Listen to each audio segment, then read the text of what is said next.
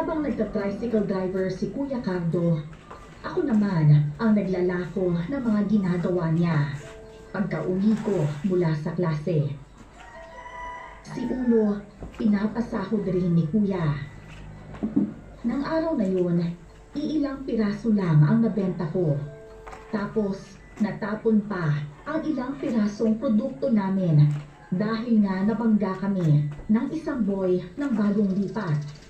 Kaya kinagabihan. Lintik ka! Lintik kang bata ka! Talagang pinipuisit mo ako. Tama na, kuya!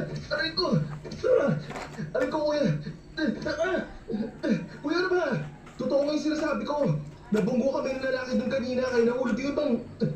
Pero tatlo lang naman yung nahulog eh. Tatlo lang? Tatlo lang? Eh kung naibenta na lang yung tatlong nahulog na yun.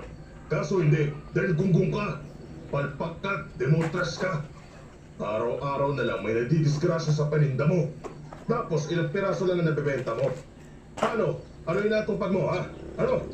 Sisingitan mo ng basketball? Titik ka? Kaya mo ba titigilan yung pagbobola na yan? Wala kang mapapala dyan, peste ka. Nananalo nga kami doon, kuya. May pustahan eh. Nagkakapera naman ako doon, kaya naglalaro kami ni Ulo sa... Tama na. Talagang hindi kita lulubayan, buwisit ka. Pustahan. Pustahan. Kita mo na. Iaasa mo yung buhay mo sa sugal, sa pustahan.